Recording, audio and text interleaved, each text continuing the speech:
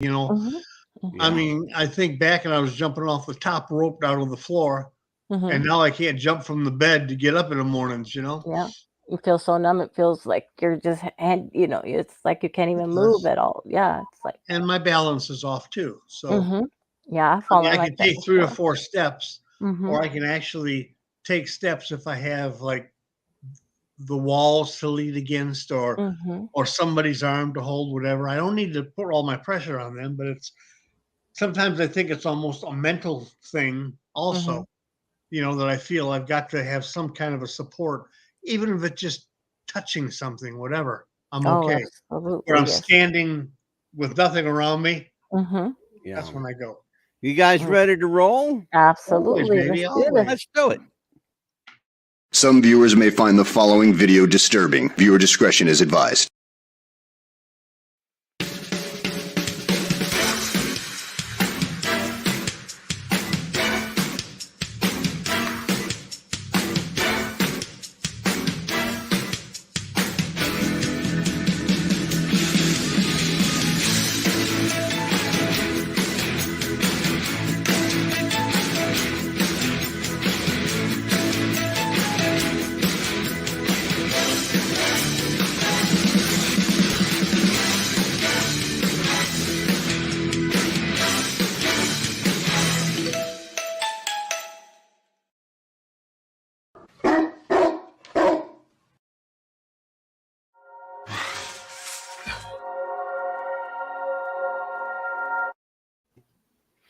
It's Thursday night, and Amelia, that means only one thing. What's the buzz time?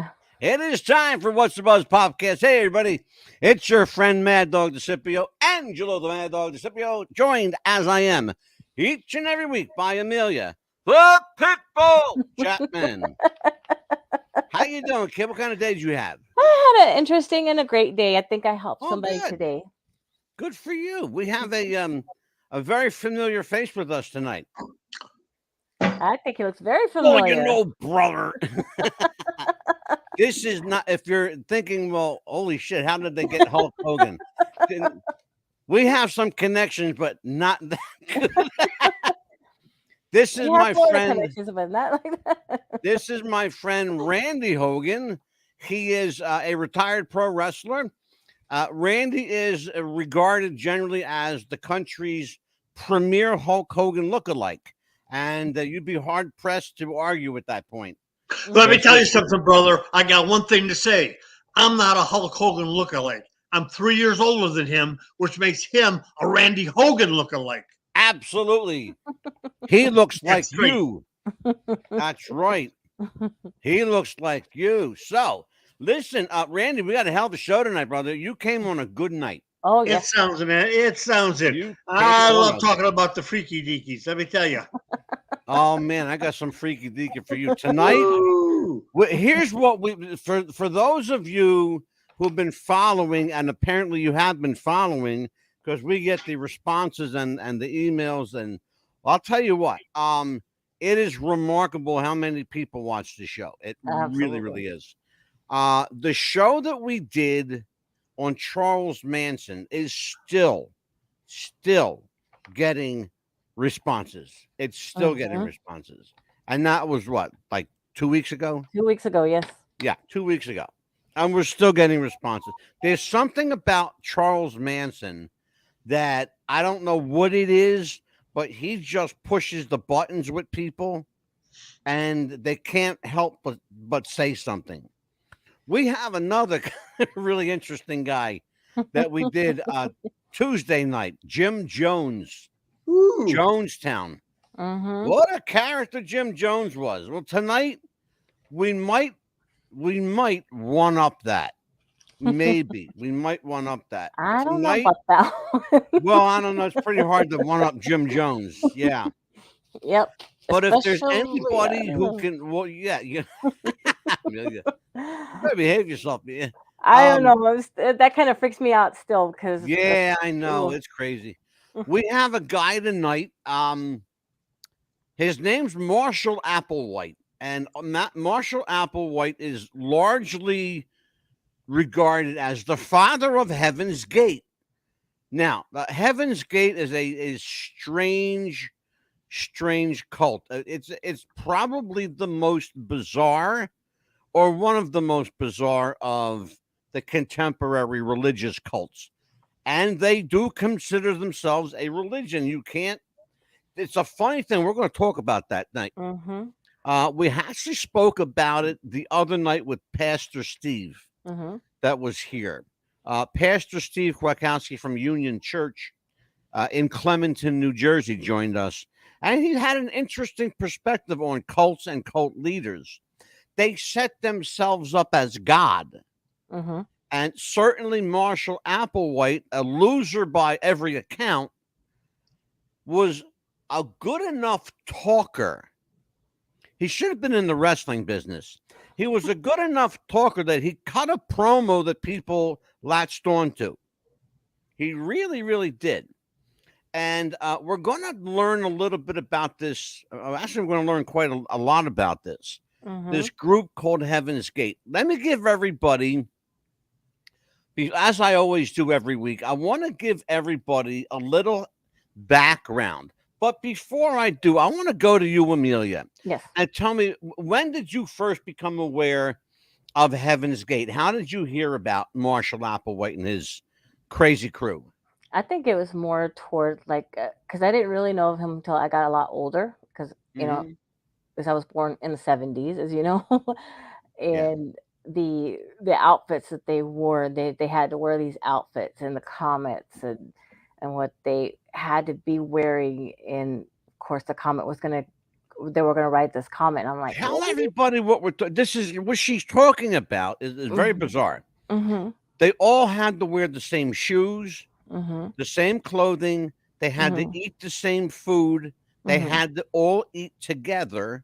Mm-hmm. And whatever Marshall Applewhite ate, they had to eat. And whatever he wore to die with, and wear shoes he had to wear. And I'm not going to promote the shoes because I don't believe in that brand, but that's a different story. For another show.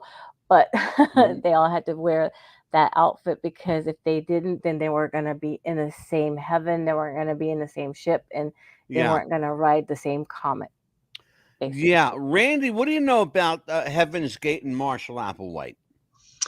Well, I researched him a bit, especially today. He seemed like a pretty normal kid. Got through high school and everything, went in the service, got married, and then he got mixed up with this woman. I like the way he said woman. Yes, you're right here. Okay. You mean Bonnie? Yeah. Bonnie Nettles? Mm-hmm. That's it. Anyways, now she was really a whack job herself first. Yo, boy. Yeah. So I don't know how it happened that they ended up getting together, other than she was a spiritual nurse. Well, I'm glad you brought that up, Randy, because I found out some background, and I'm going to explain tonight how they got together. It was as old as time itself. Mutual attraction, that's how people fall in love. Mutual attraction, but they also fall in love over mutual idealism. That's the whole thing behind communism. It's that we all do the same thing. We all think alike. We all act alike. And it's a dangerous precedent. It really is. Let me give everybody a little heads up. Heaven's Gate was a religious group founded in the U.S. on the belief in unidentified flying objects. The group was known by a variety of names before it was Heaven's Gate, including the Human Individual Metamorphosis, Bo and Peep. There's an original fucking one for you. And Total Overcomers Anonymous.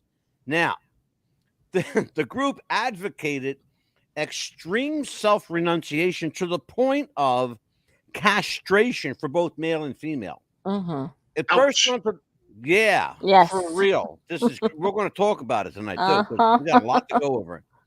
It burst into the public consciousness following the suicide of 39 of its members in the suburban areas. Actually, it was a mansion in San Diego, California in 97. They lived in a $40 million mansion. I want people to understand what I'm talking about. They weren't a bunch of crazies. They came from money. These people all came from money, big money. Marshall Applewhite, don't ask me how he did it, but he managed to swing buying a $40 million mansion. And I want to tell you how he did it tonight. What they did is they found a way to pioneer the internet in the early days, and they just went crazy with merch. It's every wrestling promoter's dream. Love it. You know? It's all, Randy, it's all about the merch table. That's it. Well, they make more money. A lot of the wrestling stars now make more money in merchandise than they do in their salaries. Oh, absolutely. Yes, they do. And that's what Marshall Applewhite figured out early on. That he figured, hey, you know what? We don't have to really bust our back to make some money. We got this tool here called the internet, and they set up stores, online stores, and they made a fortune in products and merch, goods and services. It was just bizarre.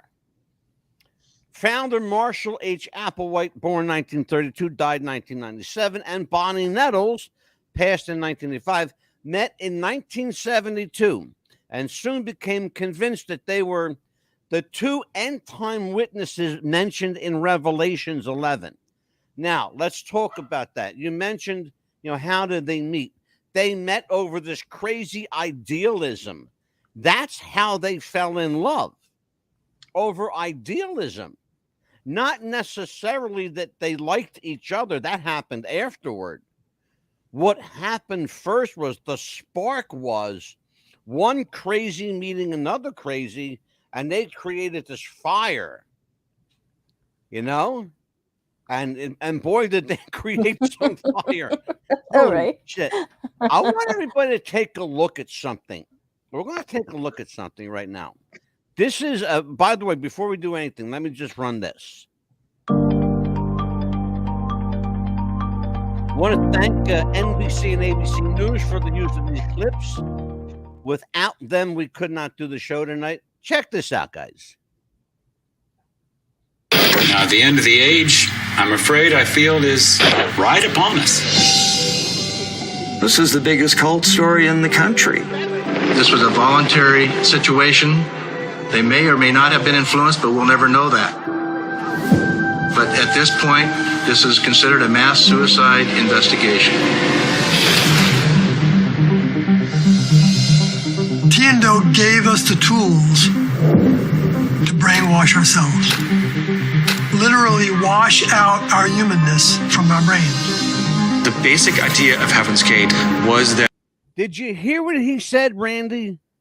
I sure did. We're going to talk about that. And it's the brain. Old school brainwashing.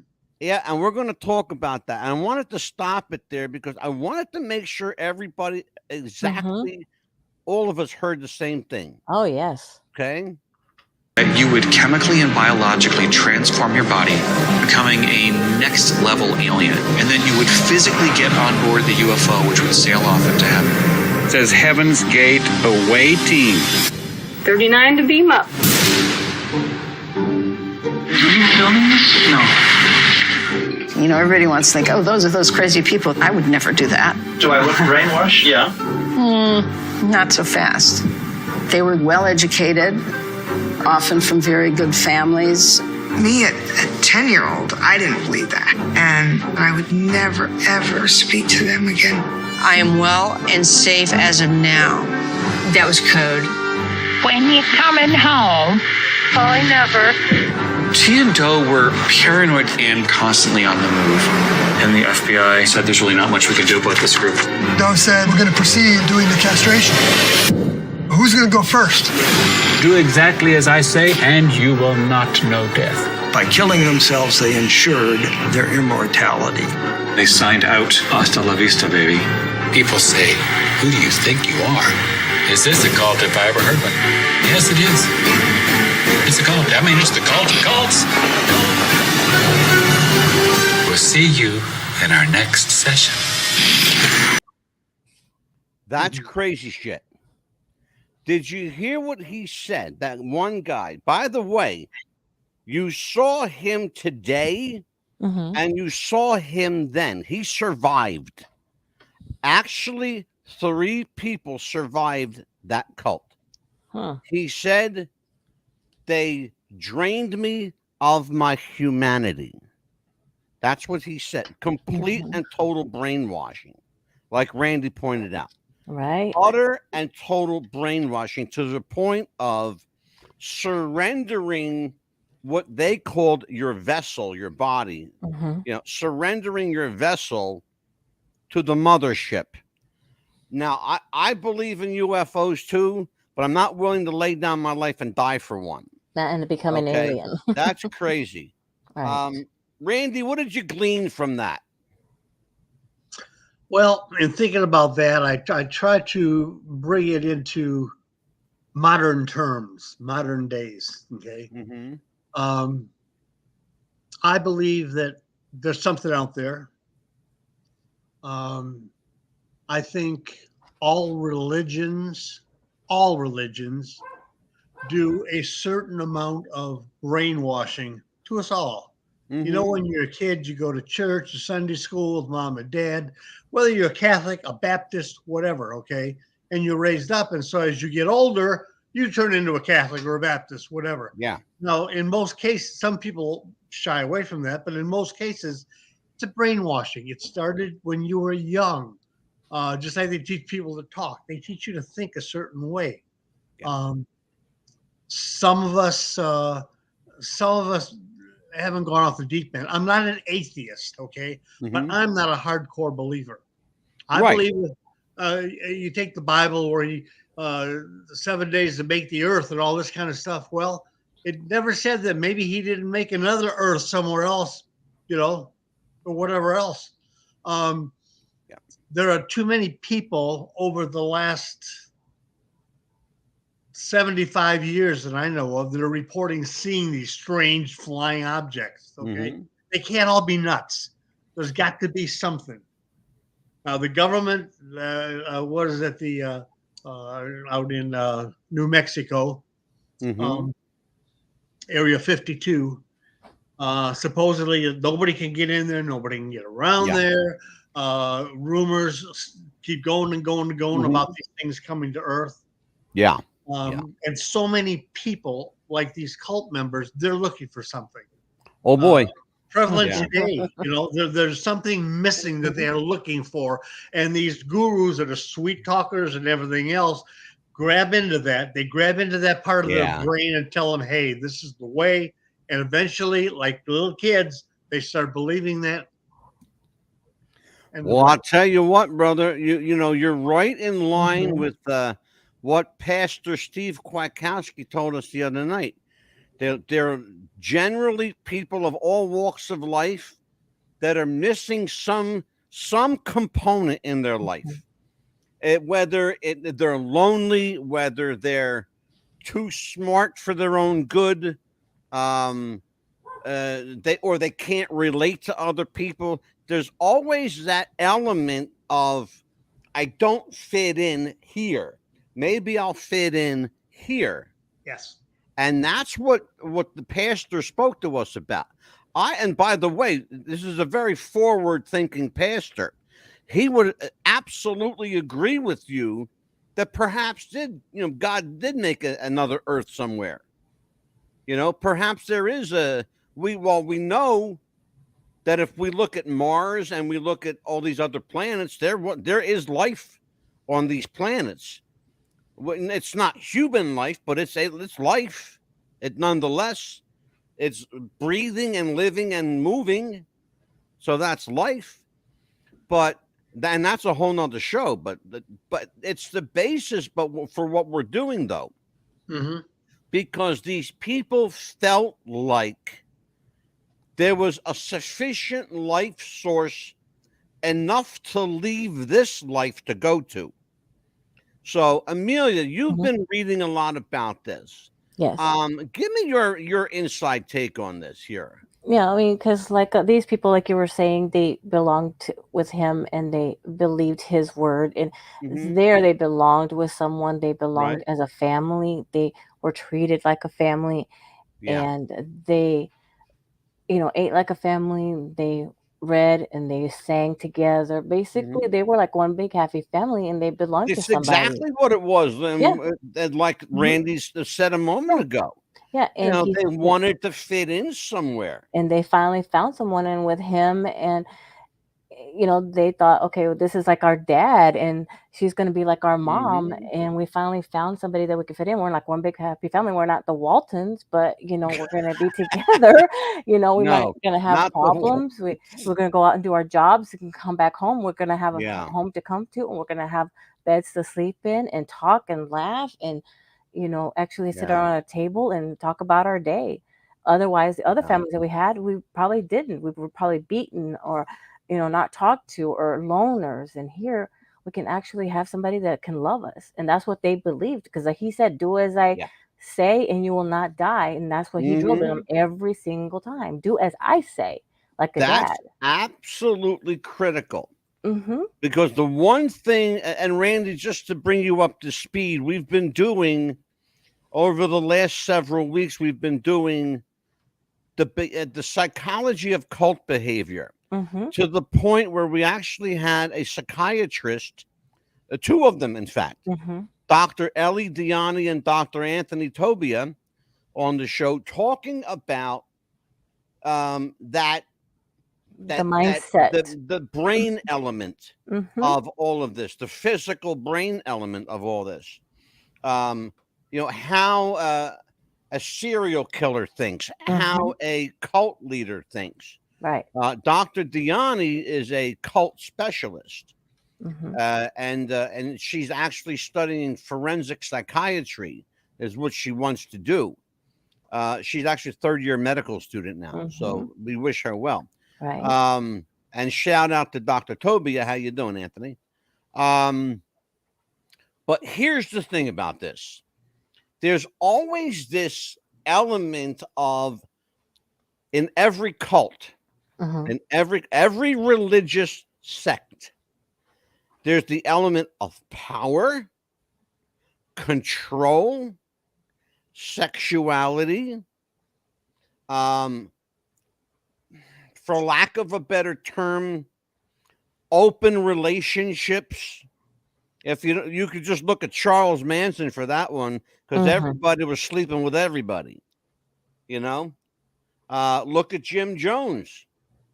He slept with half of his congregation. And some of them No were wonder boys. he had syphilis of the brain. He did.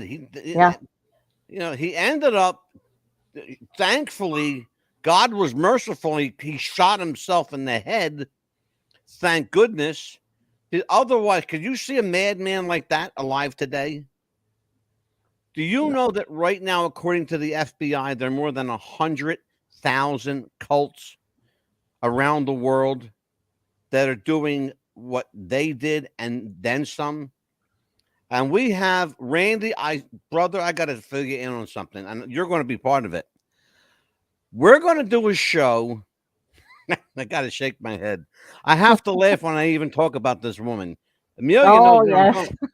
She knows where I'm going with this one. Yes, I do. Amy Carlson. Oh, dear. You've probably never heard of her name before. Amy Carlson went from working at a Burger King the manager at a Burger King to within a year being the cult leader of more than 8 million followers around the world. How does that happen? We're going to find out. And I got some video, brother, I'm going to show you that night that's going to make your hair turn white, even whiter than it is now. Yep. Right? That ain't nothing compared to what this is. I'm going to show you some video that's going to make you crazy. It's going to be a whopper of a story, right? Oh, brother, you have exactly. It's going to be a whopper of a story, all right. Right. Absolutely. In 1975, that Nettles and Applewhite held meetings in Southern California and Oregon that attracted their initial followers. And those who joined were prepared to drop out of society. Listen to this one.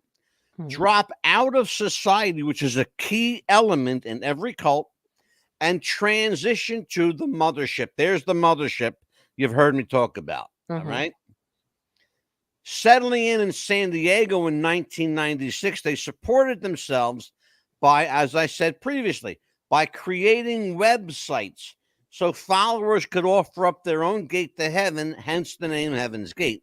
They sold everything from pots and pans to pot-laced brownies for and t-shirts and caps and socks, you name it, pretty much. Socks and shirts. Yes, they had a wide variety of products and sold a lot of stuff.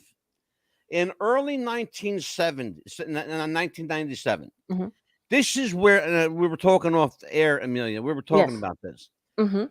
Let me just fill everybody in on what happened before I read this. Okay, so in 1996, 97, around that area, that time frame, we knew in 1996 that scientists were telling us that the comet Hale-Bopp was going to pass by Earth and we would be able to see it, which it did, and which I actually saw it because it came right over New Jersey and straight across, and it was very visible. Beautiful sight, by the way, in the nighttime sky.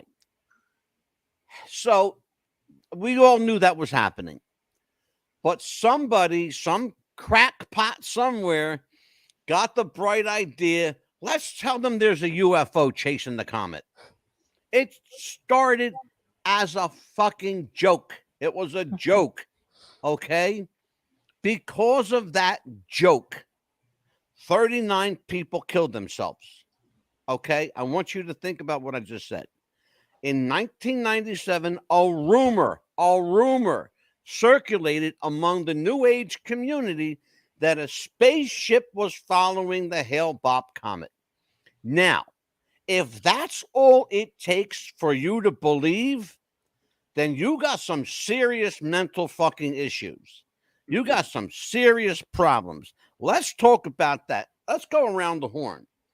I'm going to offer my 2 cents first, and then I'll go to Randy, then Amelia. Sure. We'll save the ladies for last. My philosophy, you guys know me. You know me a long time. You know me during the wrestling show. I've got no filter, okay? You know that. And I have no filter here either. They're a bunch of whack jobs with no intellect, maybe more dollars than cents, okay? More dollars than cents. Not enough of their own free will to speak up and say, hey, that's bullshit. Because everybody wants to jump on the bandwagon and go, oh, yeah, I knew about that. Oh, yeah, that's true. That's true what he said. Yeah, that's a spaceship following the comet. And it only takes one person to believe another. That's all it takes. One person to believe another. And you've got mass suicide. Look at Jim Jones. 909 people died. Murdered and killed themselves by suicide. They drank the Kool-Aid, literally. They drank, by the way, that's where we get the expression from. It comes from Jonestown. They drank the Kool-Aid. And they died because of it. Because one man said, drink the Kool-Aid. And they did. If you don't have enough of your own free will, for God's sakes, maybe you need to get out of society. Maybe you're going to do more damage than good. Maybe you need to remove yourself from the problem before it becomes a problem. That's just my take on it. Randy, what do you think? Well, a lot of people don't realize they have the problem. Okay, they have it. We know it. They don't realize it. That's why I think they don't pull themselves away. As far as people following a person in these cults and that, it only takes 1 or 2 people to start a riot nowadays. Yeah. Something happens. Maybe there's a shooting or something else, and they say, okay, let's go. We'll get back at them. We're going to loot our neighborhood and burn it down. Okay. So there's things like that. Not too long ago, there was Waco. Okay, another cult. We just did Waco. We Yeah, just did that one. Yeah, we just did it. And again, bringing it into terms now. And again, I have no filter either sometimes. So I'll apologize ahead of time if I step on anyone's toes. Step away, brother. Don't be afraid. Don't apologize on this show. We can talk like that. Don't apologize here. This is open forum. I think there are a lot of cults or groups that people think are cults that may not be. People that think they're not, maybe. Okay. That's a very valid point. Most of them are religious groups. Okay. Yes. I like to look into that. I like to study that because I'm right on the fence, I guess, and agnostic or whatever, I'm not a non-believer by any means. Right. But I don't believe everything that I read in this book. There's a lot of things that are just not logic and common sense. Right. And when you ask people about it, they say, well, you just have to believe. Bullshit. I have a hard time with believing and with faith. Yeah. Okay. I believe in myself, maybe some people close to me in certain instances, but basically I have a hard time throwing myself into that. Okay. Now my wife, you're not alone, Randy. You're not alone, brother. Trust me. My wife is a Jehovah's Witness. Okay. I'm sorry. Obviously. So we have some good discussions, believe me. I'm sure. But anyways, people think that is a cult. But when you get to know it, it's really not. They're a Christian group. They don't believe in Christmas. The reason is because Jesus wasn't born December 25th. No. Sometime in May, supposedly, or something. Yeah. They don't believe in Easter Sunday because of Easter bunnies and everything. They have what they call as a memorial, which is usually a week or so between Easter, celebrating the same things, the same beliefs. They don't celebrate birthdays, okay? For the reason because they said you should not be celebrated above Jehovah. Yeah. The one thing, though, Randy, the one thing that they do that I vehemently disagree with is they don't believe in medical attention. I have a problem with that, and I'll tell you why. It goes back to when I was a child. I saw a man fall off a roof. And I actually saw him fall off a roof. It was right next to the playground. He happened to be a Jehovah's Witness. And they let that man lay there, writhing in pain, screaming in agony. And we're talking about a grown man just screaming like a small kid. He was he broke many bones. Thankfully, thank God he lived. But that really turned me off to the whole JH thing, the whole Jehovah's Witnesses thing. What I saw, I won't forget. And that prejudiced me toward the Jehovah's Witness community. They don't believe in medical treatment. That's a problem. When life is at stake, that's a problem. I see now. I haven't seen or heard of that. In fact, my wife's getting her knee replaced pretty soon. Okay. The only thing that I know that they do not believe in is blood transfusions. Something about the blood and somebody else's blood. But nowadays, most hospitals have this synthetic blood that they use. So maybe they have come up a little bit. I don't know, and I'm not defending them. I don't mean to, because I got my own problems with a lot of areas of what they do too. Yeah. I like the fact that they don't have preachers or pastors making $2-3 million a year. Okay. Right. Yeah. Right. They build their own buildings, with their own people, their own labor and stuff. Yeah. So I think they are out there with the right purpose. They have the right intentions. Yeah. Okay. But some of them are a little bit wacky, not quite what normal people would say. Yeah. But then again, okay, look at the Catholics, okay, for instance. And I'm not picking on the Catholics, but they create everybody and everything. He does. Take a statue over here, take a bottle of bourbon over here. Whatever it is, it's a saint this or whatever, and there's all kinds of names and everything else. Bro, let me tell I you always something. thought that you pray to God and there ain't nobody else or nothing else. So, bro, I lost too. my father. I lost my father in January. My father was the most devout Catholic man you will ever have met in your life. My father left me a legacy of humor and great stories, but he also left me, and I can't show it to you right now. It's actually sitting up here. It's the Blessed Mother statue, this big. Okay. Mm-hmm. He had statues everywhere. Okay. Now, do I believe that praying to a statue, a ceramic statue, is going to get you any closer to heaven? No, I not for one moment do I believe that. What got my father into heaven, I firmly believe, was his devout belief in Jesus and God. That's what I believe. Contrary to Boston Spencer, who I know, by the way. Spencer, how you doing, brother? Been a long time. He's an atheist. But does that mean that because he's an atheist and doesn't believe in God, that he's any less important than somebody who does? Not at all. In fact, some of the nicest people I know are atheists because they're not prejudiced by anything. If you want to see prejudice at its best, have a conversation with a Pentecostal church member. Have that conversation if they let you. Okay? If they let you. Because most of the time they don't want to talk to you, they want to fight with you. Well, you're not saved. You don't believe in Jesus. You're going to hell.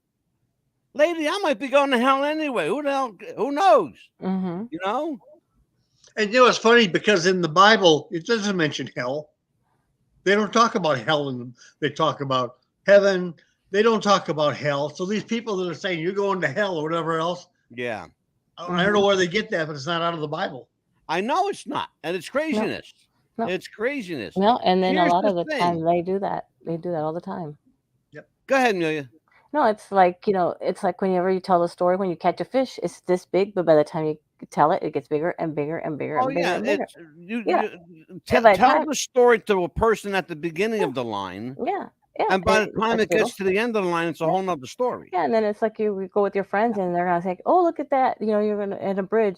Look at that. That's a piece of gold down there." Yeah, I'm not gonna go jump down that bridge just because it's gonna be a piece of gold. You want it? You go get it. I ain't gonna kill myself for that. Just because you believe it's down there, I'm not gonna believe you. You go ahead and do it. I'm not gonna kill myself just because you say it's there. I'm not gonna believe you. It's there. If you want to do it, you do it. I'm not going to be one of those people that's going to believe the you. remarkable thing about what we're talking about, Heaven's Gate, is that it's one of those cults, and I'm going to call it what it is. It's a cult. Exactly. It's one of those cults that divvied into so many areas. It divvied into Christianity. It divvied into UFOs, science, technology, the afterlife. Yes. It hit a lot of different pistons, One of the things is, as the comet approached, the group, which had shrunk down to 39 members by this point, they were in the hundreds of members. Yes. But again, it's one of those things where people got smart and they left. And I'll give Marshall Applewhite credit. If they wanted to leave, they could leave. Jim Jones, on the other hand, he made sure you didn't leave because he had everybody in Guyana, South Africa. Where you going to go? You're in the jungle. Where are you going to go? And he took all their passports too away from them. Oh well, we're doing a part 2, by the way. Yeah. 39 members. They took poison in 3 waves of 15, 15, and 9. Apparently, there's something special about the number 39. I don't know what that's all about, but because nobody can explain it. And the belief that the spaceship would arrive to take them to a better place. Now let's talk common sense here. You saw the first of the videos. You're going to see another video now. I want you to take a look at this. Okay. Hello? Yes, I need to report an anonymous tip. Who do I talk to? Okay. This is regarding what? This is regarding a mass suicide, and I can give you the address. The address seemed the unlikeliest of places, a mansion in a quiet, affluent suburb of San Diego. That place. I have a gagging reflex with smells, so I wanted to take care of that. So I put cologne on my shirt and put my shirt over my nose. Rio D'Angelo was the first one to discover the bodies and called 911. 21 women and 18 men had taken their own lives. Must have been a lot to take in. It was a lot to take in. It was disturbing because I'm yelling for people to see if they're still alive, and I'm also saying goodbye as I walk through. It may have been a shock, but D'Angelo had an idea of what to expect. He'd been one of them. In his earlier life, Rio D'Angelo had been Richard Ford. After going through a divorce, he felt lost and was looking for a spiritual path. That's exactly what you were talking about, Randy. Exactly what you were talking about earlier. Mm-hmm. I want to stop it there for a second. One of the reasons I do, it's important that the man you're listening to, his given name was Richard Forbes, but he changed his identity to D'Angelo. Okay, I forgot his first name already. Not really important.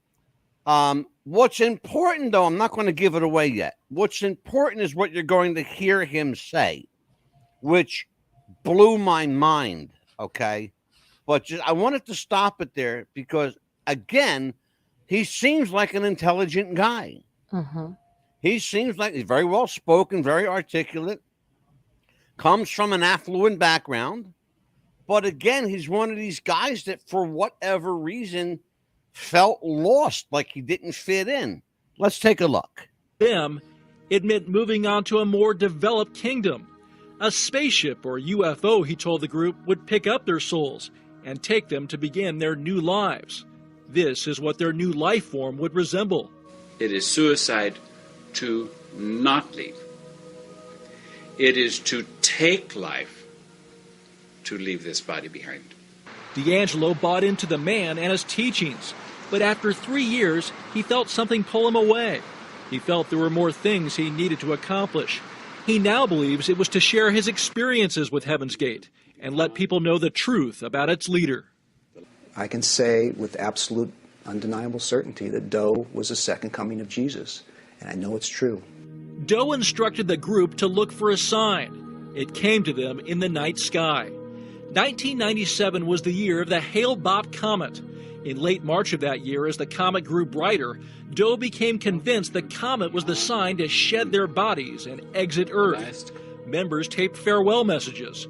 No one appeared the least apprehensive. This is Hudson. I mean, this is the answer to everything. For them, exiting their vehicles, as they called it, meant graduation. They bought graduation outfits, black pants and shirts, each adorned with a Heaven's Gate patch. So how do 39 people kill themselves? Well, they created a poison using pudding and applesauce. They laced it with vodka and a drug called phenobarbital, a barbiturate fatal in large doses. They took the poison in shifts and went to sleep, never to wake up. The next day, Rio D'Angelo received a FedEx package with videotapes and a letter saying, quote, "You should be aware that we have exited our vehicles, just as we entered them." Did you think they would have the nerve or the guts to go through with it? I knew that they would do what they felt was best for them, and that's what they did. D'Angelo thought authorities should be notified, but first he needed confirmation. He drove to the mansion from where he was living in Los Angeles. A back door had purposely been left unlocked. So I walk up into the living area, the living room, and that's when I start to notice the mattresses with people lying on them with the purple shroud. And of course I knew from the odor what was happening. D'Angelo filmed what he saw. The uniformity eerie and striking. They were all in identical positions, face up on a mattress. Everyone wearing their black outfit, Nike shoes, and most covered with purple shrouds. In the master bedroom alone, there was Doe, the leader. The story became a media firestorm. Rio D'Angelo became famous, appearing on the cover of Newsweek. A decade later, he's still a believer, even though Heaven's Gate is no longer around. He says his friends' deaths were not suicides because their souls live on at the next level. He understands what they did, but has no plans to take his own life. They all knew what they were doing. They all felt very happy about what they did. And they knew where they were going. And they knew who their guide and teacher was. Dan. That sick fuck still believes. He's still brainwashed. That's how brainwashed he is. They're all dead, but he said, you heard him say from his own lips, he believed that Doe, as Applewhite called himself, Doe was the second coming of Jesus Christ. Man. Well, guess what? Who else said that? David Koresh. Mm-hmm. Who else said that? Charlie Manson. Mm-hmm. Who else said that? Jim Jones. Yes. You get what we're saying here, people? Mm-hmm. Okay? They and can't Amy all Carlson, be Jesus. Too. You know? But you notice they like look in their eyes or their faces, they all look kind of weird. I mean, whacked out. Yeah. There's There's something else, that's in California. Randy, you brought something up very important. And I'm glad you did. The look on their faces, absolutely. They seemed a little too eager to die. Yes. They seemed a little too happy to die. But they all had the same exact haircut. Yes. All right? They all had the same haircut, deliberately so. That was, of course, ordered by Doe, that he had his hair like that, so they had to have their hair like that. Yeah, and also whatever they could be recognized. He did, why don't they just call this the follow the leader cult? Exactly. Because that's really what it was. Just follow what Screwball was doing. Yes. You know? Yeah. This is the most, and I think about this, that 39 people died over a fucking rumor. A rumor. That's what just gets me. And they believed this horse shit. That this guy convinced them, so convincingly he convinced them, that they were willing to die for him. None of us will ever have that loyalty from anyone we know. No one. The closest loyalty I have is probably my dog. And my dog ain't about to give up nothing for me, okay? Especially a meal or a begging shrimp. Here's the point I'm trying to make. I had to break it with a little humor. Here's the point I'm trying to make. If you can elicit that kind of loyalty from someone, you got something going for you. But why use it for such negativity? Randy, answer that question for me.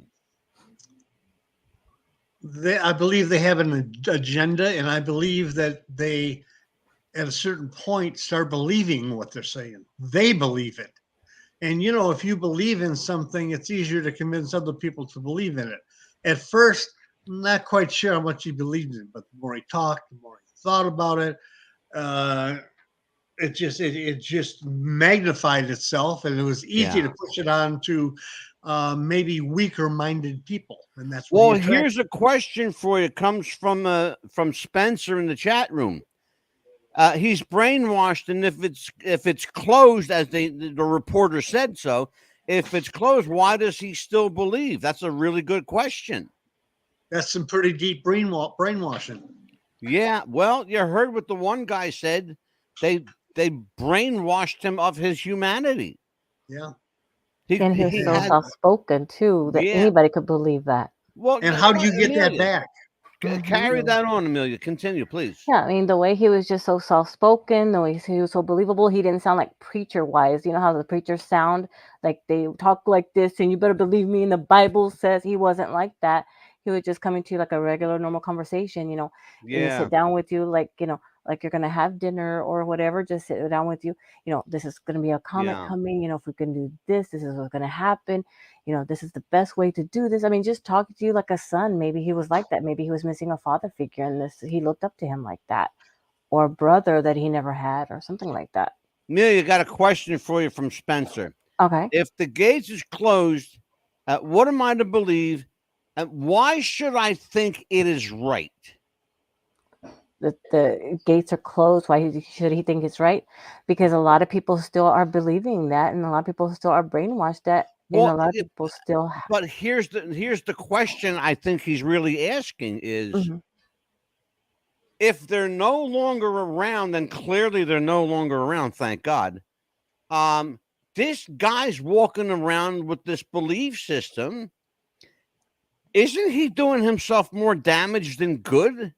He is. And where is the right is might aspect of it? He's the only one left, really. That's it. But the thing is, too, is that maybe other people. I'm sorry. He might still believe that what he did is still right, but the thing is that he's still going to always believe that. And the sad part is that he might be as sad as maybe creating the cult again. That could be possible. Yeah. That's the sad part. I'll tell you what. I want everybody to take a look at this. It is Christmas. Oh, by the way, before I show you this, I don't want to get too far into it. Oh, okay. This is footage from inside the house. It's never been seen before. Oh, wow. It's never been released before. This was part of a news story that never aired. And we see a kind of family bustling with activity. Like you were talking about, Amelia. In their home videos, everyone's smiling, hugging, laughing.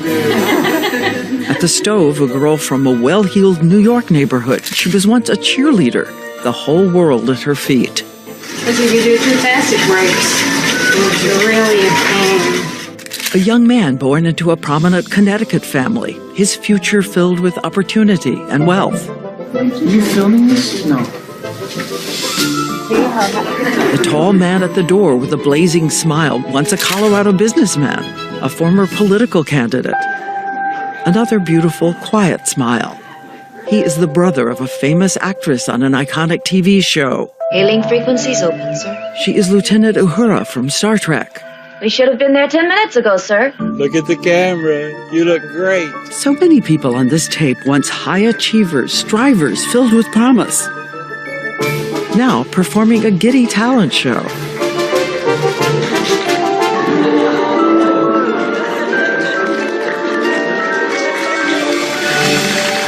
That's a valedictorian who was once a presidential scholar. So take a closer look at the revelers. Do you notice anything about them? Their haircuts, exactly alike. Baggy clothes, no gender. And with every move, they fix their adoring gaze on one man in the room. They call him Doe. Marshall Applewhite, Doe, is basically their god. Who is this man called Doe? And what is the source of his power over highly accomplished people from all over the country? Ohio, Missouri, Minnesota. Listen, he's directing the scene. Look at the camera. Where's your normal? There. Ah, good. For more than 20 years, how has he convinced these followers he can lead them through the gates of heaven? He promises they'll be carried to the next level of existence in a UFO. Does he believe what he's saying? As he asks them to record video farewell. That's the question, you guys. Does he believe it? Randy, what do you think? Yes, I think he does. I think he is convinced and brainwashed himself, just like he did these other people.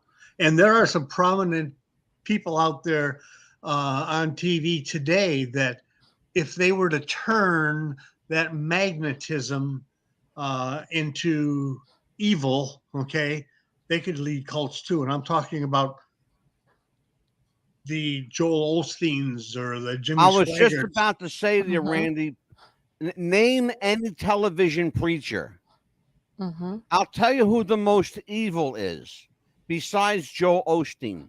Benny Hinn. A guy named Kenneth Copeland. He is one evil son of a bitch. I don't like him. I don't think God likes him either. Because this guy, he can tell you word for word the Bible, but he don't like people. And if you're not a Christian, he hates you. He's just an evil guy that's absolutely consumed by money. That's all he cares about is money. I think they're all that way. They just, some hide it better than others. Amelia, do you think that Marshall Applewhite believes his own horseshit? To a point, I think he's making himself believe, because I think that he still wants Bonnie there with him, because I think there's still a little sadness in him. That's he's not as happy as he was before. Let's talk about that right now. That's a critical point. That's a critical point, because Bonnie is really, she's the one that's really the believer. Yes.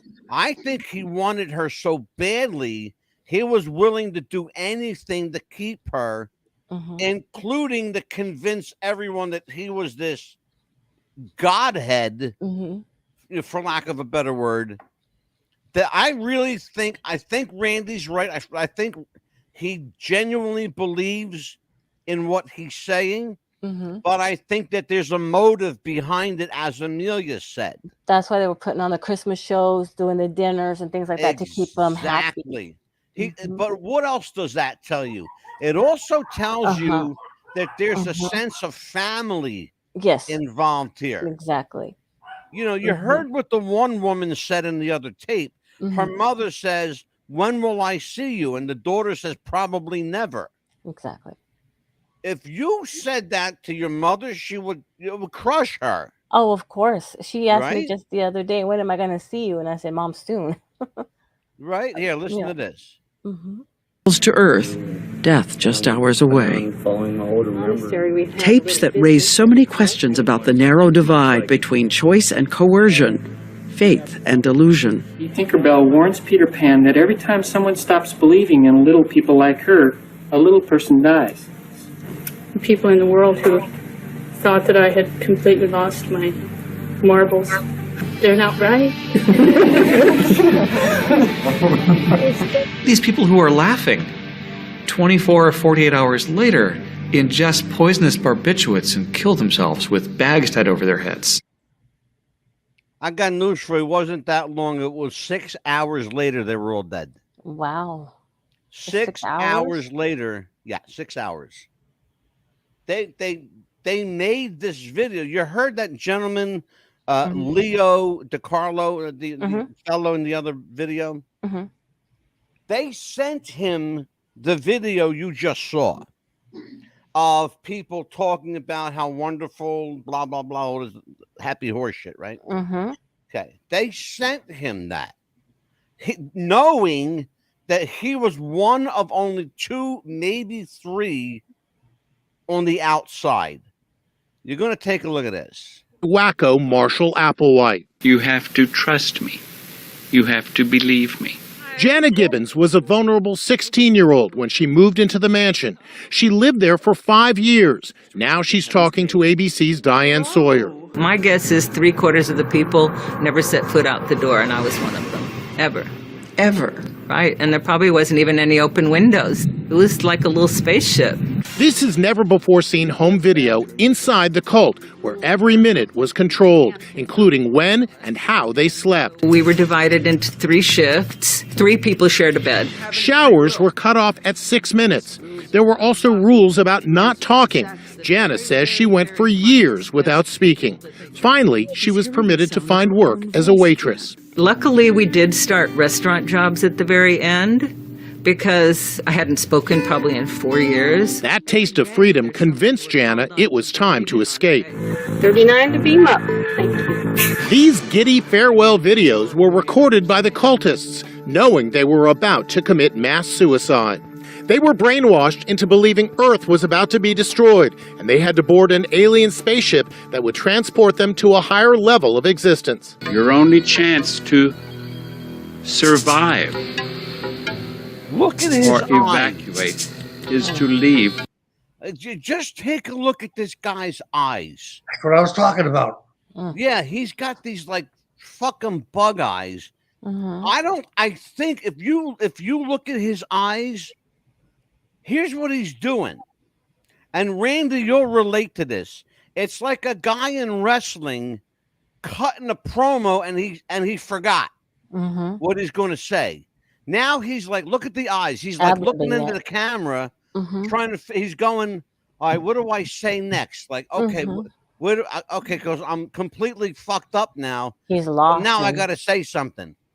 And so that's what he's doing right now. That's what it looks like. With us. Among the dead, the brother of Star Trek legend Nichelle Nichols. I'm the happiest person in the world. As for Jana Gibbons, she says she's lucky she survived Heaven's Gate. You have to decide, what am I going to believe? What am I not going to believe? I made the decision to leave. You have to trust me. You have to believe me. The entire... Would you believe that? Brother, He's let like me tell you something. begging them. I wouldn't believe you. I wouldn't trust you. Not with that fucking face. Okay, it's Boston says, him as a cult leader, his type makes people like me an atheist. You're absolutely right, brother. You know what? There's more truth in that than you realize. I don't trust none of these millionaire preachers. And that's exactly what he was. That's exactly what he was. He was a millionaire preacher, if you want to call it that. That's pretty much what he was. Look at this. You see the house they lived in? Oh, yes. It's a $40 million house in San Diego, California. You won't find a house like that in Beverly Hills. I got news for you. That place was huge. And it had 16 acres of property, prime real estate. You know? You can't, like, and I say it every week. Let people can't think make this shit up. You can't make this shit up. I tell them every week. You can't make this shit. Like, people don't even, they say, well, where do you come up with this stuff? You just saw a news clip of where I came up with this shit, okay? All Amelia and I do, we take what's out there and we introduce you to it. And we research and research and we research the shit out of it. Because we don't do nothing here without research. Exactly. And I'm going to tell you something. There's a lot out there. Here's the thing. Let me read this to you. Okay, here we go. Prior to the event, the members of the group made a video. We just watched it. A video explaining their individual reasons for their chosen path. You will see that video tonight, which you just did. Here's about Marshall Applewhite. This is from his sister. And I want you to listen to this very carefully. He was usually president of everything, said Applewhite's sister Louise. He was always a born leader and very charismatic. He could get people to believe anything. Now, that should tell you everything you need to know. I'm going to read that again. He was usually president of everything, said Applewhite's sister Louise. He was born a leader and very charismatic, and he could get people to believe anything. That's a scary kind of guy to be around. Okay? That's scary to be around. Because a guy like that is a dangerous cat.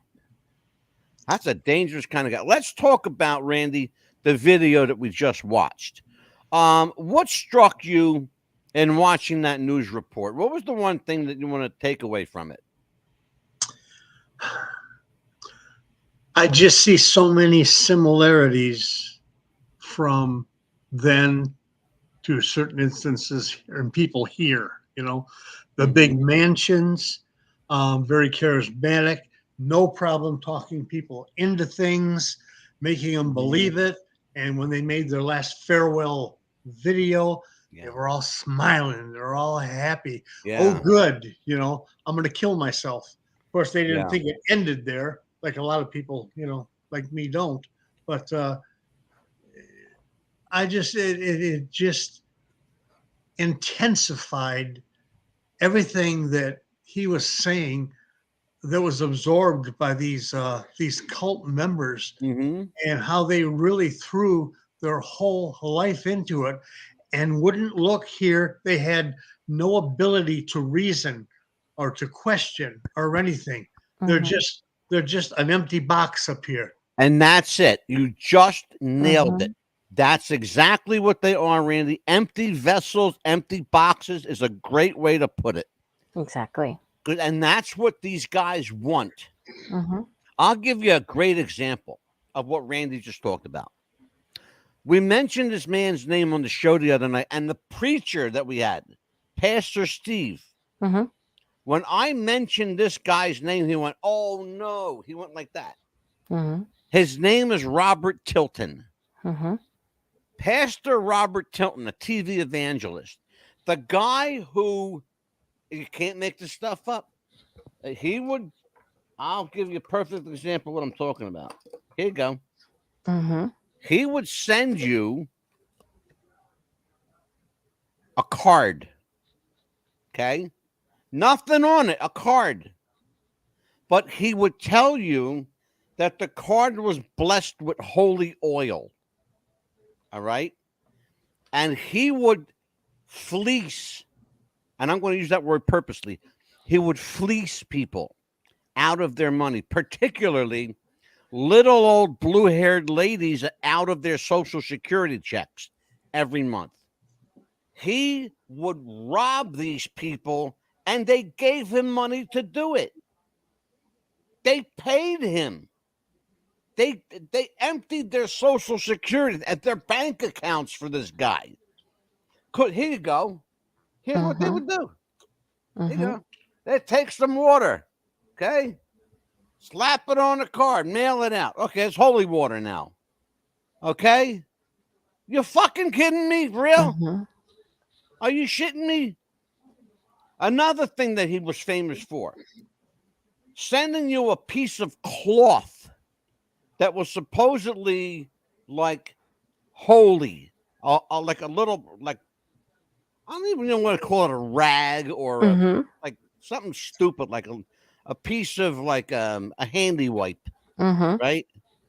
But it was holy. It was because it was blessed, whatever the fuck that means. Okay, it was blessed with holy water or holy oil, and they would send you like a little, like a trinket to wear, like a little button, pendant or something, you know, like to praise the Lord or whatever the hell it said. Okay, something stupid like that. Because I knew people that were into him big time back then. You know, I knew a guy, I knew him very well for a long time too. His name was Frank Yeager. Frank, if you're still around out there, let me know. Frank Yeager was part of the PTL club, Jim Baker and Tammy Baker. He worked with them. This guy told me all the secrets of the trade, all the tricks of the trade, what they do to separate you from your money. It's fucking scary how they separate people from their money. What's worse, though, is separating people from their family. Because I got news for you. You separate me from my money, I'll make more money. That's not a problem because I know how to make money. What I don't know how to do is get my family back. Yeah, exactly. Okay? That's the problem.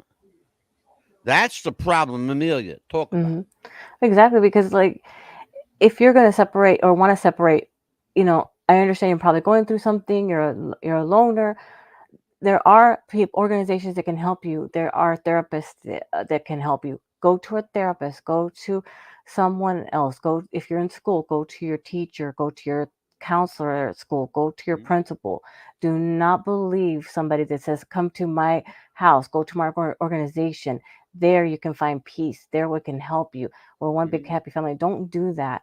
If you're not wanting to go to your parents or go to an aunt and uncle, go to a, you know, like I said, a school. Find somebody like that. Find a therapist. Don't go to an organization like that because they're just gonna lie to you, and eventually you're gonna end up dead. I think it's very important what you're saying on a couple of levels. Yes. Here's why I think it's important, and thank you for letting me interject for a moment. Oh, please go ahead. I think it's critical because a lot of times when you get involved in these groups, once you're in, you can't get out. You cannot get out. You heard what that woman said. She was inside this place for 5 years before she ever saw the outside world. Sometimes you cannot get out. The only way you can get out is by either committing suicide or murder, and you don't want that. Your family don't want that. In her case, what was advantageous for her was that she got a job. They needed the money. Exactly. You know, somebody had to be working there, right? Right. I mean, they had a lot of trust fund babies. Let's be honest about it. Okay. Right. There was a lot of money there. I do have a success story, though. I did help somebody get out recently. She thought that her dad was keeping her hostage, or that she had cameras. Her dad was watching her. And I said, well, get an aunt. She says, well, my aunt is coming from out of town. And I said, well, have her take you somewhere. Yeah. You got to be careful with that kind of stuff because especially if she's talking about, my father's got hidden cameras. I would be concerned about incest. I would be concerned about the father trying to rape his daughter. No, what had happened is that the dad wouldn't let her go anywhere because the dad would keep an eye on her, basically not letting her go anywhere. Well, basically. in other words, keeping her prisoned inside the house. Yes. Randy, your thoughts, my friend? Well, on the two subjects that you talked about, first of all, sending little pieces of cloth and the holy water and all that kind of stuff. Very subtly, they still do that today. Not only through the mail, but how many times you turn on the TV and you get this long SPCA thing, see these poor animals, making you feel so sorry for them that you send them money. There are just things like that.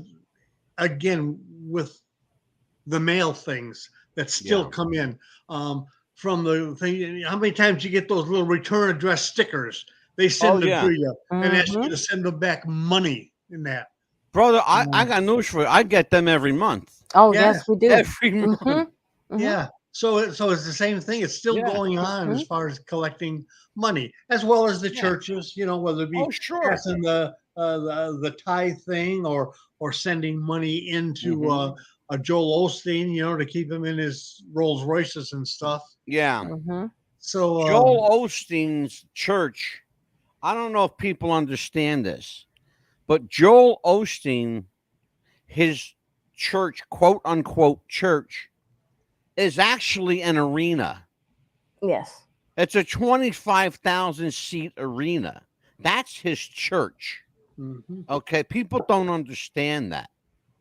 It's like going to a wrestling venue and seeing 25,000 people. Yes. Like at Madison Square Garden or someplace like, or the old Spectrum. Right. That's how big this place is. It's like bigger than the Garden. That's what we're talking about. We're talking about a preacher whose church is a fucking arena. And they give him money hand over fist. And he has them hollering and screaming in the aisles, Oh, yeah. And watch, because out of those, because I've watched one or two of his shows just to take notes and stuff. Just like Jim Jones, a lot of his believers are black, Hispanic, minorities. You'll see white people there, but you're going to see a whole lot more black people. Oh, definitely. And a lot of Hispanic people. Yes. Because the blacks and Hispanics, they're spiritual people. They love God. They believe in God. And I'm not saying that Joel doesn't believe in God, but he believes in money a hell of a lot more than he believes in God. If he believed in God that much, he'd give his Rolls Royce away, but you don't see him giving his Rolls Royce away or emptying his Olympic-sized swimming pool in his backyard, do you? Or loaning his place when they had that hurricane there one time. He said that, oh, no, it was flooded, and they went in there, and it wasn't even flooded at all. Yeah, I know. Can you believe that? I I don't watch him, but like you, I turn him on every once in a while for entertainment value. Yeah. And there's another one like him, Jesse Duplantis is his name. Oh God, Jesse's been around forever. Yeah, out of Louisiana. Jesse is so cool, but you can't help but like him. But he's wanted to send money because he needs a new airplane. Well, here's the thing about Jesse that people don't get.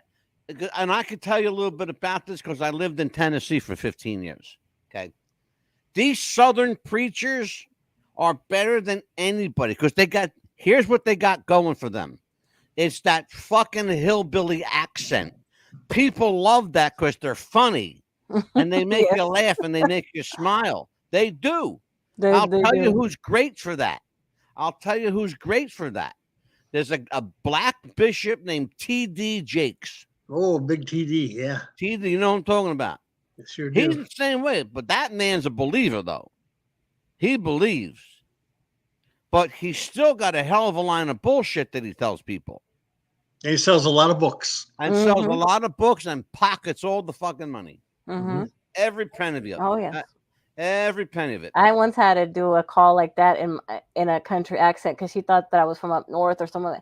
And she did not like the way I spoke. She said she wanted me to talk like I was from Tennessee. And I said, ma'am, I can't do that. She goes, please, please. So I had to do my whole spiel in you a country had to do your accent. whole spiel with a Southern accent? I did. I did. I had to talk like that the whole time. I said, lady, go fuck yourself. You ain't paying me enough money. I said, you want me to talk like this? I got one more video. Let's check it out. We're going to talk to you about the most urgent thing that is on our mind and what we suspect is the most urgent thing on the minds of those who will connect with us. We'll title this tape Planet Earth About to be Recycled. Your only chance to evacuate is to leave with us. Planet Earth about to be recycled. Your only chance to survive or evacuate is to leave with us. Now you keep saying us. Who do you think you are? Well, I, in all honesty, must acknowledge my father. My father is not a human father. My father is a member of the evolutionary level above human, the kingdom of God, the kingdom of heaven. My father gave me, long before this civilization, gave me birth into that kingdom level above human, that kingdom of heaven, that kingdom of God. Now you can say, well, I can't believe that. Well, it's up to you whether you believe that or not. That's not important to me, even though I wish that you could believe it for your sake. For those who do believe it, stand a possibility of a future beyond this recycling time. Wow. Okay. That was, I saved that for last. That was the wow one. Okay. This is where he acknowledges that he's a deity, that he's a god. Okay. He didn't come right out and say he's God. He says, I am, how did he say? I am my father's, right? How he said it? Yeah. But here's the subtle thing, which, and I want you to understand what he did. He said, I wish you could believe us. Okay. I want you to believe us. You don't have to, but I would like you to believe us for your sake. Well, first of all, what's believing him going to do for you other than make you look really fucking stupid for this guy with the crazy wild eyes and the goofy haircut that has this, like, his eyes are like fucking, like, look like saucers. They're bugged out like this, right? You know, and it looks like, you know, somebody goosed him in the ass with a hot poker, you know, it's like one of them for jobs. our sake, what, he's going to heaven, we're all going to hell or something. Yeah, right. it looked like I was watching a science show in high school again. Like, okay, where's the rest of the science projects? Oh, here you go. Olstein's church. The Houston Summit is his church. It's a fucking huge arena. Mm-hmm. Okay? There's validation. And you think I'm making this shit up. Mm-hmm. Okay? So people don't understand. I do my research. Okay? Yes, he does. I can swear This he is does. crazy. His church is a fucking arena. Mm-hmm. The only thing I wasn't sure of what the name was. That's why I didn't put the name up. But here's the point, though. And by the way, thank you, Facebook user. They didn't put their name up there. I don't know why they do that. Did we put this one? Oh yeah, we did that already from Boston Spencer. I'm glad he joined us tonight too. Yes. So what did we learn tonight, Randy? Well, about Heaven's Gate and Marshall. Well, if it confirmed the fact that he's a wacko. Absolutely. Okay. Yeah. He's speaking of so many things. Like I think he's trying to play the Jesus card. You know, where his father is the God, so you got to go through me. You know. Exactly. He's putting himself into Jesus mode. Absolutely. Yeah. I think that it just points out how many boxhead people are out there looking for something else. Yeah. Now, the fact that they have a lot of money maybe passed down, whatever, has nothing to do with where they're at mentally. Yeah. You know? Yeah. So, and that's a valid point, and and thank you for validating the point that I made earlier. All the money, all the education, all the privilege that these people had in life still made them vulnerable. Absolutely. It made them stupid, and I'm just going to say what it is. They're stupid. Okay. It deprived them. It drained them. It what's the other word I want to use? Brainwashed them. It eviscerated them of humanity, of intellect, of emotion. They all looked like fucking robots. Every one of them looked the same. Like they had no sex. They all looked like carbon copies of one another. I wonder how many guys castrated themselves. With no emotion, nothing. They all did. All the men did. Yeah. Oh, yeah. Yeah. Read the history. Oh, God. Yeah. Yep. I know he wanted them to, but I didn't know that they did. They had one of them was a doctor. You saw it in the video. He was a doctor. Yeah. He had his gloves on and everything. Yeah. Yeah. You can't make this shit up, folks. No, you cannot. I have the video to prove it. Okay? And people, Amelia, how often do we go through this? Every single time. Put video up front for people to see. You do your research, you look everything up, because you cannot make that shit up. I mean, you can't. It's right he always does. Even in the old days, he did. And that's what endeared me to Angelo. Yeah. He knows that. Yes. Yeah. He knows his stuff, people. I mean, because he wouldn't put anything up there if it wasn't true. Trust me. I think I know wrestling stuff, and he runs circles around me. Oh, yes. You know, here's the thing. I do this show, and Amelia and I talked about this before. We do this show for a couple of reasons. First of all, we really enjoy doing it. Yes. That's number one, because you have to like what you're doing. But the bigger, more important reason we do the show is to educate and inform those who think they already know. Because just when you think you know something, there's something else about that you don't know. For example, I'll give you a perfect example. I know the Bible pretty well. But am I an expert? Would I call myself a Bible scholar? No. But I know the Bible pretty good. But there's somebody else out there who knows the Bible a hell of a lot more than I do, to the point where I could learn from them and ask questions of them. And that's why we do the show here. We do the work for you. Okay? And Angelo taught me a lot that I didn't know. But this show, hold on a minute. But this show it's like a textbook. I want you to save these shows, download them. Thank you, by the way, for 500 subscribers on YouTube. Yes. I appreciate that.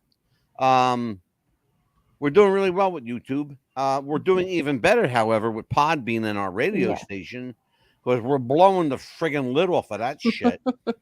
Wow. Because we see the numbers all the time. Oh, yeah. Trust me. Good stuff. But I want to do these shows to educate people, inform them of what you think you know. Maybe you don't know what you think you know. Maybe there's stuff out here that you need to be re-educated on. Charles Manson was a great example. Oh, yes, it was. Because I found out things about Manson that I didn't know until I did the show. Mm-hmm. I learned a lot more. Yeah.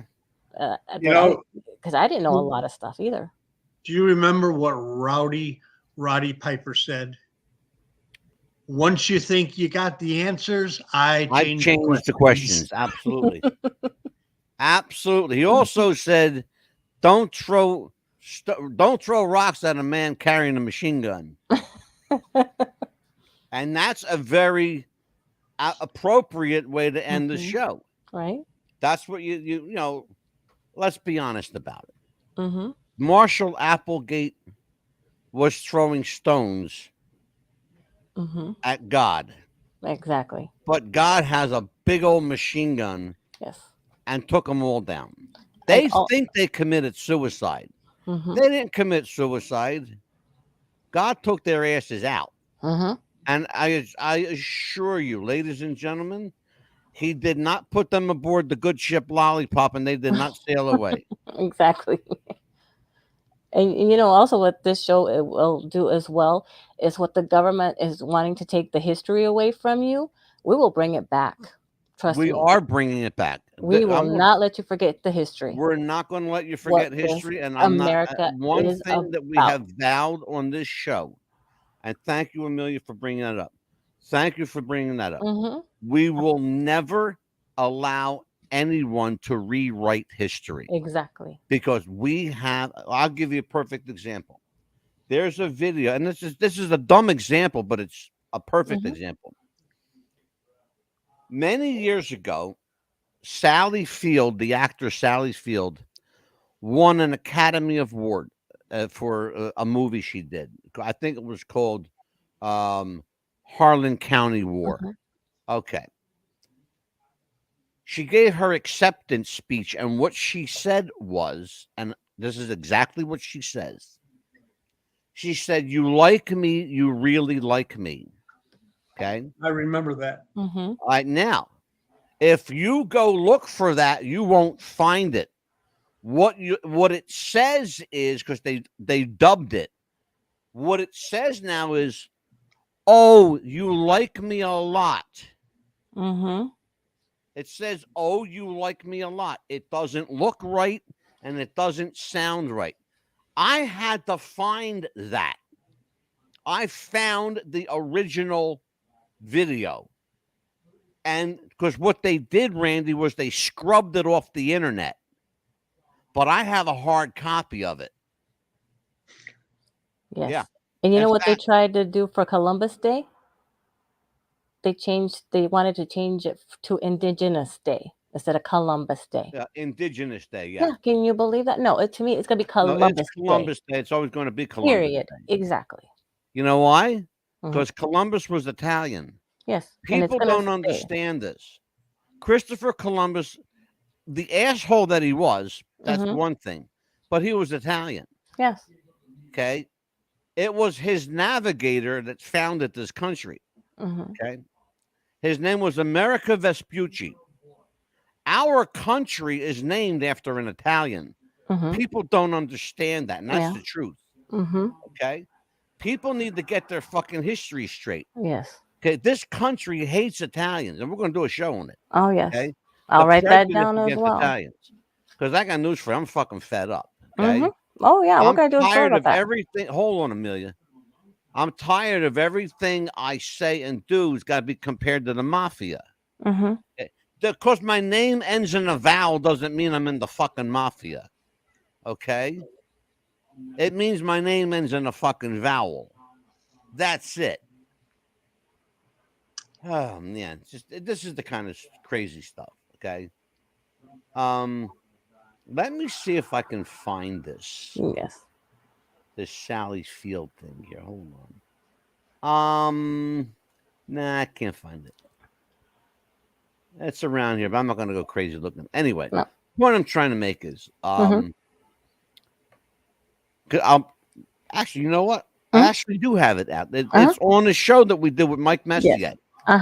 Called the Mandela Effect. Or Glitch in the Matrix. What was it? Anyway, that one when you went on vacation. Go on our YouTube or Podbean and look it up. It's out. Oh yes, you have to do it to look it up. Crazy looking. Well, I'll tell you what, Randy. What did you think of your first time debut? I love it, man. It's been an hour and a half, and it feels like it's been about 10 minutes. You know, again, you are a throwback to what you were a couple of years ago when we were talking and stuff. You do your research. You're smart. You haven't lost your brain yet. Okay, you're not drooling down your chin yet. Okay, we're still there. Amelia, you're a wonderful asset to the show. Well, also, thank you so much. I just can't wait to get back. Did you see that? He said you're a wonderful ass to the show. I mean, I'm kidding. I'm busting the job. Well, I'll tell you what. We are going to have Randy with us. Pretty much every Tuesday we can grab him. Thursdays we're going to try and grab Charlie Norris, our friend from WCW. Charlie will be with us, by the way, on November the 1st. That is November 1st is the first day of Native American History Month. Yes. Charlie is, of course, Native American, real Native American, not just, a gimmick Indian. He's a real American, Native American Indian. And he's a good friend of the show. And Charlie is going to be joining us on that particular night. It's going to be a good night. And Randy will be with us. So it's going to be two wrestlers and two podcast people. Right, that's right. And I'm still a wrestling fan. Back in the day, wrestling too. So. Old school, yeah. Old school wrestling. Yeah. Like this is a young kid talking about old school. Yeah, she is. She is young. She's my wife's age. She's like 51, 52. How are you? I'll be 51 in November. Yep. Yeah, Nina's 52. Listen, I got folks, a daughter going to be 49. I got a daughter that's 40, brother. I got news for you. Yeah, for real. Well, I'll tell you what. For Randy Hogan, for Amelia, the Pitbull Chapman, I'm Angelo Mad Dog DeCipio.